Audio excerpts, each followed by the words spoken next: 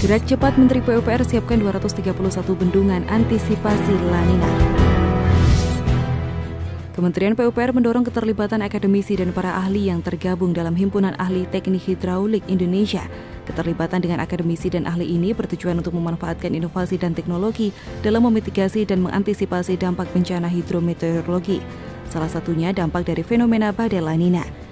Hal tersebut sesuai dengan prediksi Badan Meteorologi, Klimatologi, dan Geofisika atau BMKG yang menyebut badai La Nina diprediksi terjadi di akhir tahun 2021 dan mengancam terjadinya bencana banjir.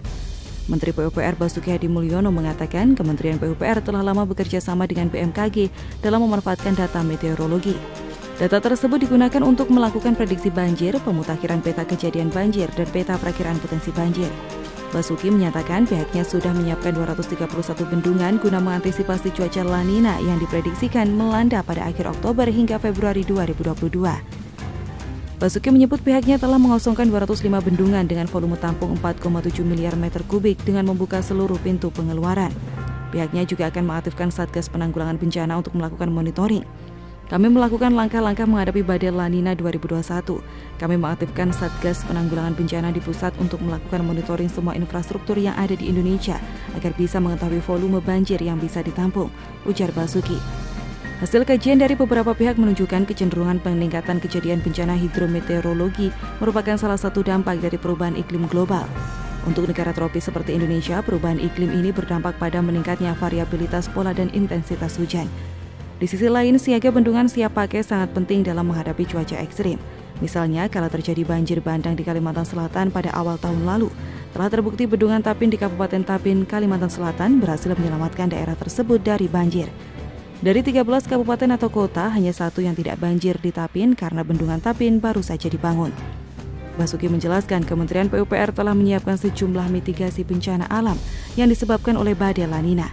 Pertama, mengaktifkan Satgas Penanggulangan Banjir Pusat dan di Balai Besar Wilayah Sungai atau BBWS maupun Balai Wilayah Sungai atau BWS untuk melakukan monitoring terhadap semua infrastruktur yang ada di Indonesia agar dapat diketahui volume banjir yang bisa ditampung.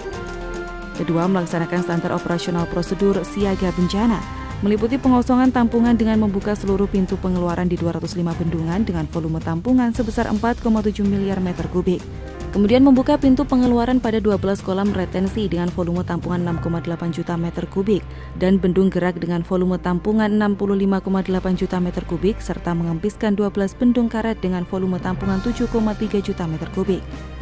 Selanjutnya melakukan uji operasi pengaliran terowongan Nanjung dan floodway Cisangkui dengan kapasitas 2 kali 334 meter kubik per detik. Terowongan Nanjung ini akan mengurangi total luas genangan di Kabupaten Bandung dari semula 3.461 hektar menjadi 2.761 hektar yang meliputi kawasan Dayakolot, Bale Endah, Andir, dan sekitarnya. Kemudian Kementerian PUPR juga menyiapkan 192 unit pompa pengendali banjir dengan kapasitas 263,4 meter kubik per detik seperti pompa pengendali banjir Kali Seringin dan pompa pengendali banjir Kali Tenggang. Untuk menambah kapasitas tampung air, Kementerian PUPR tengah menyelesaikan pembangunan 39 bendungan.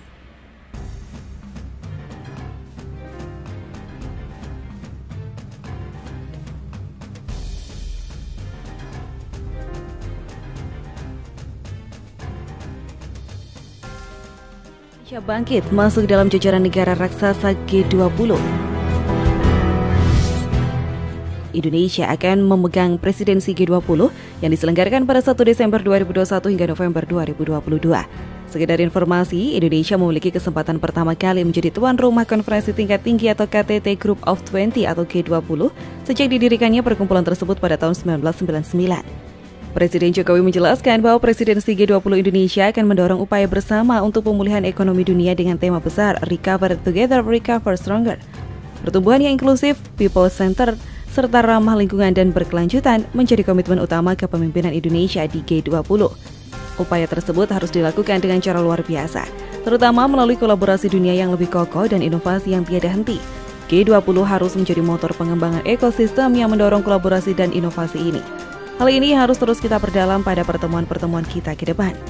Dikutip melalui situs resmi G20, G20 ini terdiri dari 20 negara, Bank Sentral, dan Uni Eropa, serta dibentuk pada 26 September 1999. Organisasi ini berfokus pada perekonomian dan keuangan global. Anggota awalnya adalah para menteri keuangan dan gubernur bank sentral. Kemudian setelah krisis ekonomi global pada 2008, para pemimpin negara diikutsertakan. G20 adalah kelompok informal dari 19 negara dan Uni Eropa, serta perwakilan dari International Monetary Fund atau IMF dan World Bank. Selain itu, G20 merupakan forum ekonomi utama dunia yang memiliki posisi strategis karena secara kolektif mewakili sekitar 65% penduduk dunia, 79% perdagangan global, dan setidaknya 85% perekonomian dunia. Tiap anggota diwakili oleh kepala negara, menteri, dan gubernur bank sentralnya.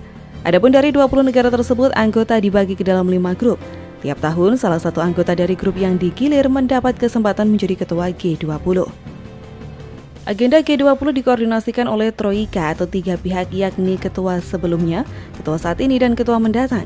Untuk diketahui, pembentukan G20 tidak terlepas dari kekecewaan komunitas internasional terhadap kegagalan G7 dalam mencari solusi terhadap permasalahan perekonomian global yang dihadapi saat itu. Perdagangan yang mengemuka saat itu adalah pentingnya bagi negara-negara berpendapatan menengah serta yang memiliki pengaruh ekonomi secara sistemik untuk diikutsertakan dalam perundingan demi mencari solusi permasalahan ekonomi global. Pada 1999 atas saran dari para menteri keuangan G7, Amerika Serikat, Inggris, Italia, Jepang, Jerman, Kanada, dan Prancis, para menteri keuangan dan gubernur bank sentral negara G20 mulai mengadakan pertemuan untuk membahas respon terhadap krisis keuangan global 1997 hingga 1999. Sejak saat itu, pertemuan tingkat menteri keuangan dilaksanakan secara rutin pada musim gugur. Pada 14 hingga 15 November 2008, Presiden Amerika Serikat George W. Bush mengundang para pemimpin negara-negara G20 dalam KTT G20 pertama untuk melakukan koordinasi respon global terhadap dampak krisis keuangan yang saat itu tengah terjadi di Amerika Serikat. Pada kesempatan itu, para pemimpin negara G20 sepakat untuk melakukan pertemuan lanjutan.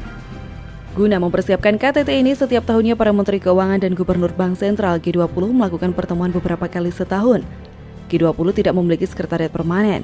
Dalam proses dan sistem kerjanya, G20 memiliki tuan rumah atau presidensi yang ditetapkan secara konsensus pada KTT berdasarkan sistem rotasi kawasan dan berganti setiap tahunnya.